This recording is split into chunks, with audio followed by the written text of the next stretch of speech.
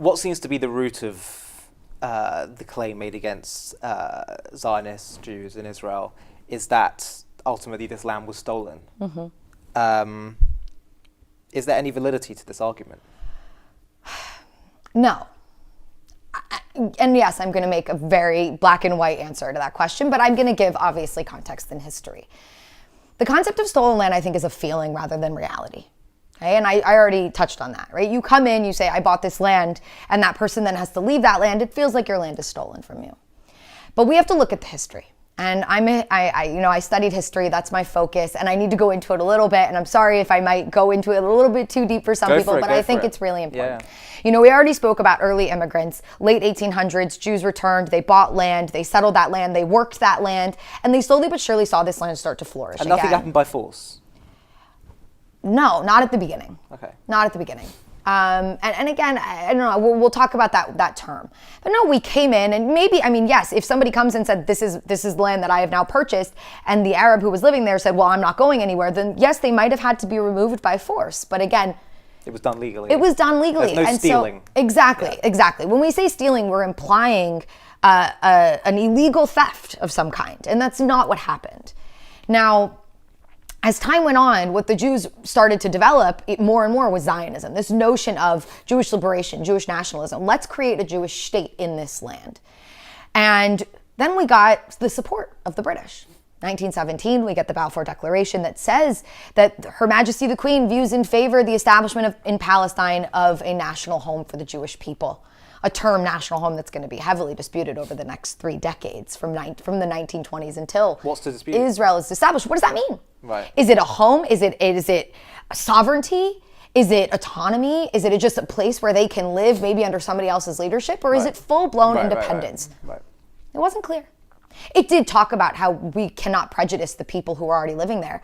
But for the Arabs, this was demeaning. It was, we're just the non-Jews who live here. And they were sitting there going, but we've lived here for so much longer. Right. And you're now all of a sudden going to declare that this territory is going to go to the Jews? And this was right after, still during World War I, right after the British had taken over this territory from the Ottoman Empire. And now some people would also say, like, who were the British to come in and decide? Well, my answer would be history. History up until basically World War II deemed that wars happened, and whoever won that war then became the decider over the territory that they conquered. And yes, I would say we are in a good place today in world history, where we've changed world history in the last 70 plus years post-World War II, where no, that's not allowed anymore. You're not allowed to just go and conquer land and then decide what to do with it anymore.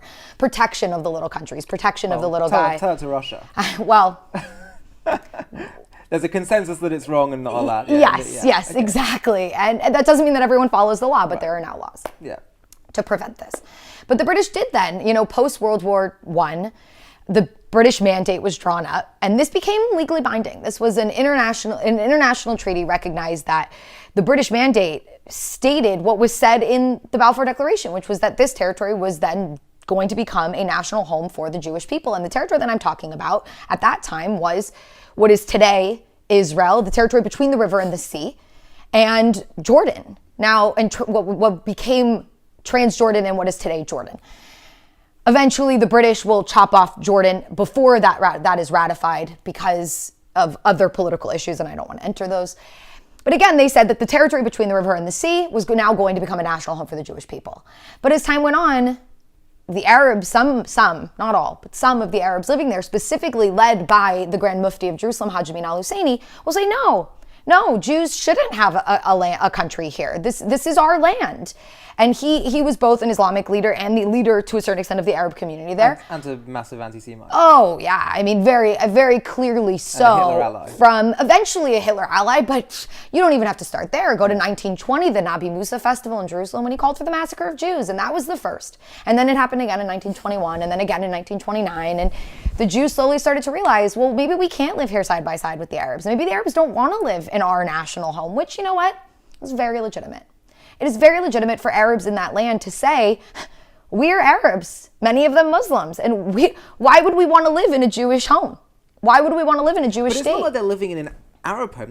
They haven't had their own state. They hadn't, but now neither did we, and we're talking about the rise of nationalism at this time. And so they kind of said, you know what? Instead of giving it to the Jews, we should have it. And then there's going to be this turning point in 1937, where up until that point, there were some Arabs who were okay with this notion of Jewish statehood, or Jews living there and having some kind of sovereignty or self-determination of some kind. But in 1937, the British, who will wake up and realize, okay, we messed up. Like, we said that all this land is going to be for the Jews. We kind of ignored the fact that there was a population there who wasn't going to be happy with this. Let's try to change the mandate, or let's throw out the mandate and try to come up with something else. And they drew up the Peel Commission. Now, the Peel Commission is a major moment in history, because here is what is proposed is that of the territory that remained between the river and the sea, 20% of it would now be allocated to the Jews. About 75% would be given to the Arabs, and about 5% Jerusalem, and a little part extending out to the coast would be under international control or remain under British control. And you would think the Jews would say, what, 20%? You offered us all of it. We need a place for our homeland. But they didn't. They said yes.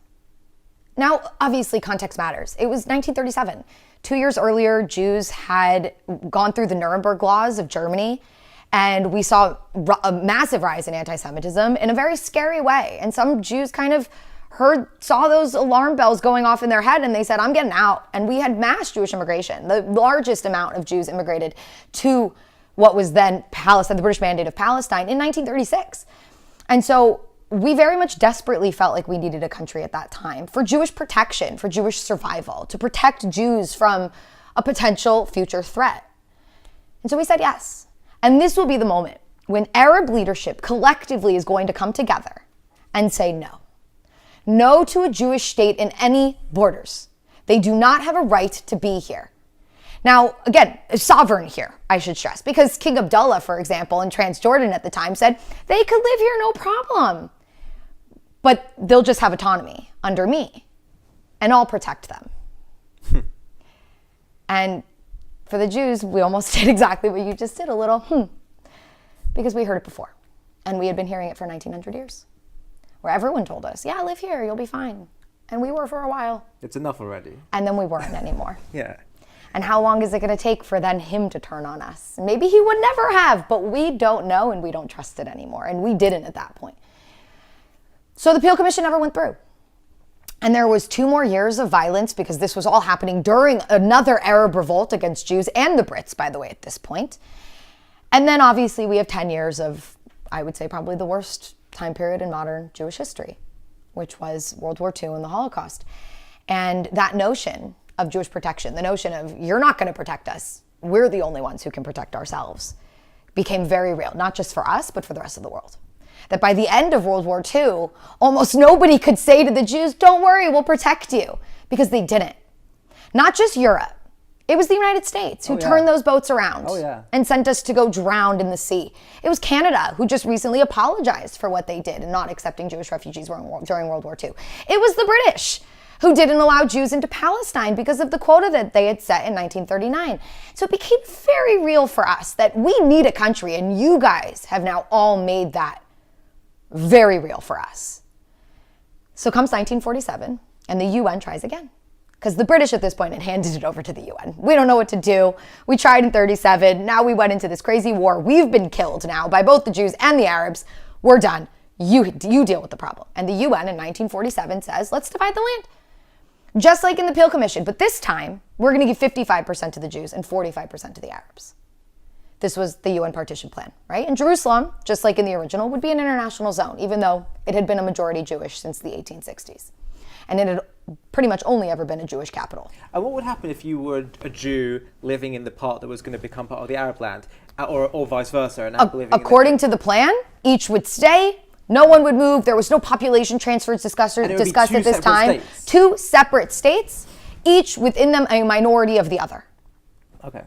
So no population transfers, which was interesting because at the time population transfers were popular. It happened in India and Pakistan. It happened with the Greeks and the Turks. This was something that was common, and actually somebody even won a Nobel Peace Prize for proposing population transfer between the Greeks and the Turks.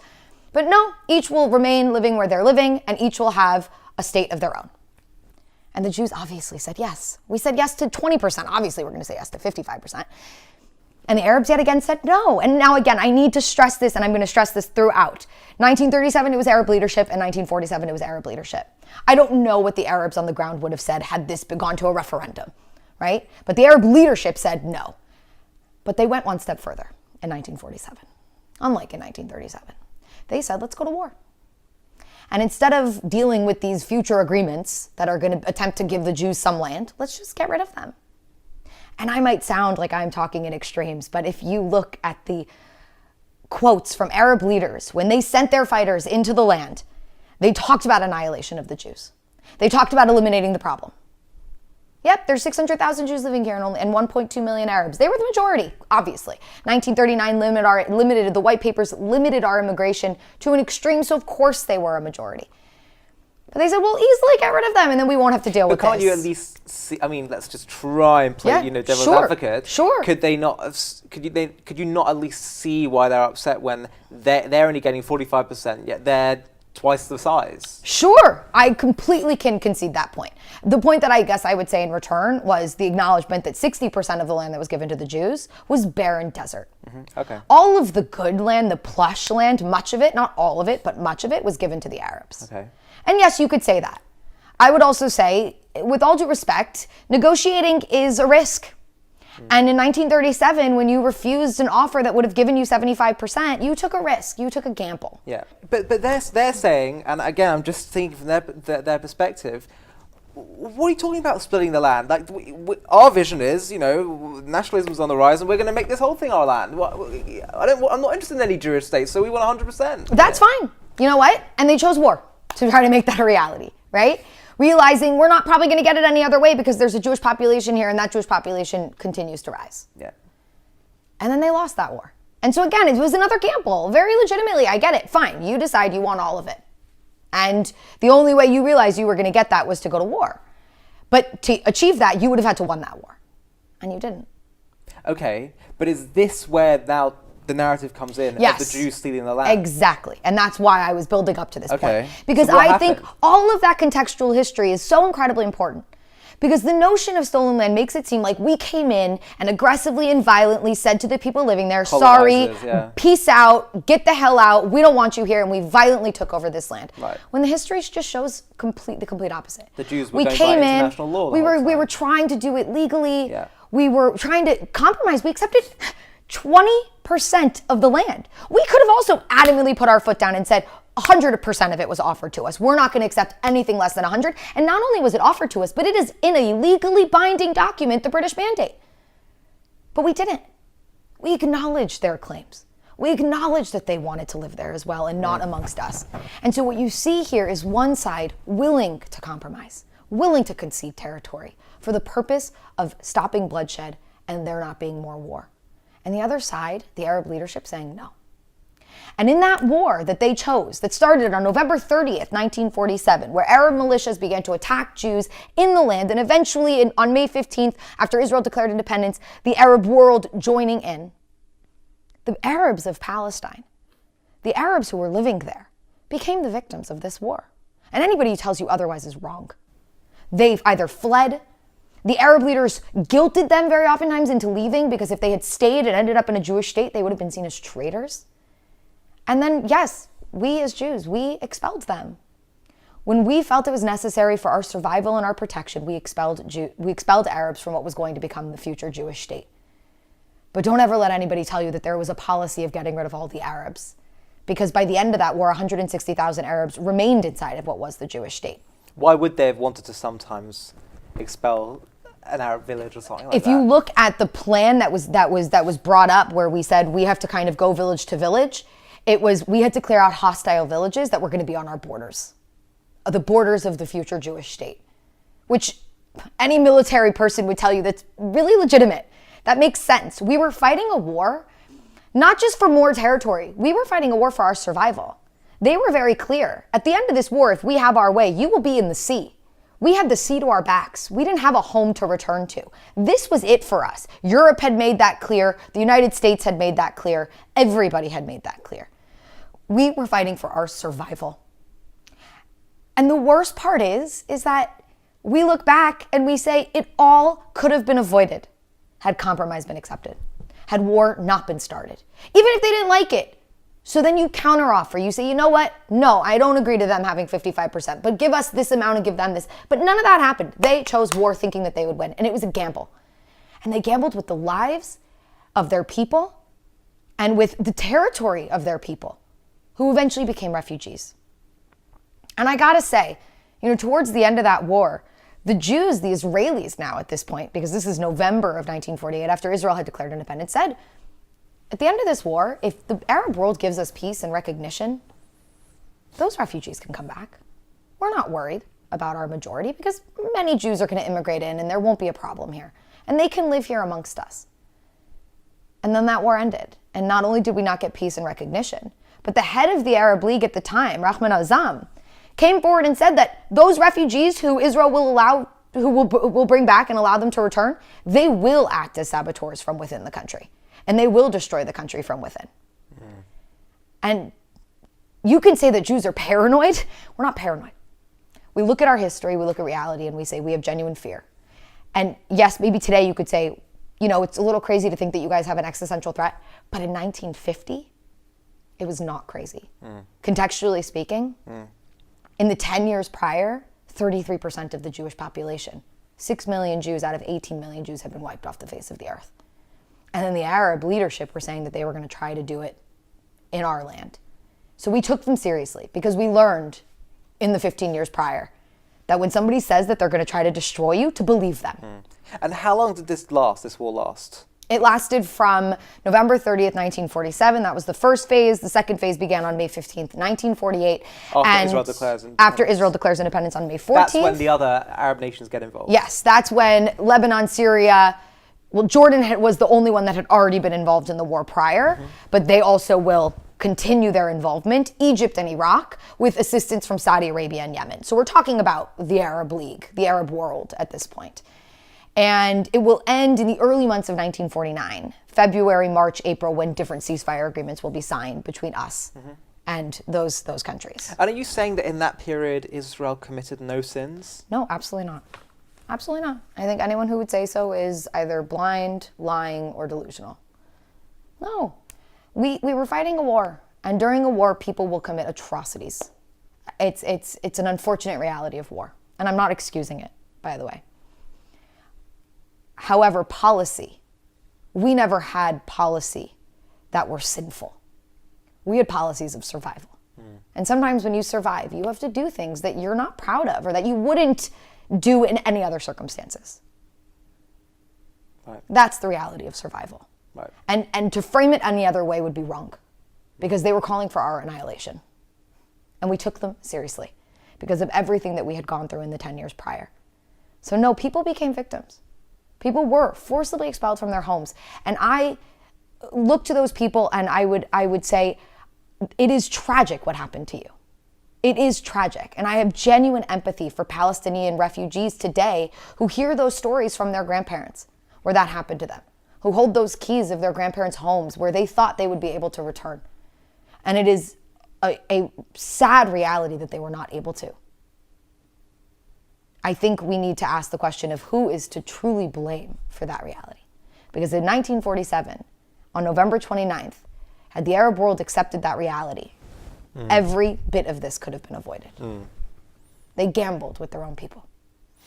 So again, when people say the Jews stole the land, no, it is more complicated. Okay. Way more complicated. That is a absolute simplification of history, and it's an attempt to demonize one side. This isn't a matter of stolen land. It's a matter of people moving into a territory simultaneously, one could argue, because yes, there was an Arab population living there and there was a Jewish population living there. And both those populations began to increase through immigration. And then as time went on, and one side said, well, we do want a country here, the other side opposed that.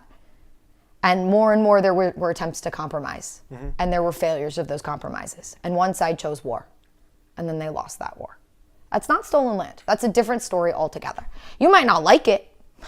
You might say, well, that still was wrong, and there could be all sorts of things that you could talk about. But to break it down to just the Jews came in and stole land is just absolutely false. And as someone who studies history and this is what my degree is in. I think it is a sad simplification of history. To stay up to date with JTV content, click subscribe here if you're on YouTube and hit the alarm bell. And if you're on Facebook, hit the like button, and under following, click see first.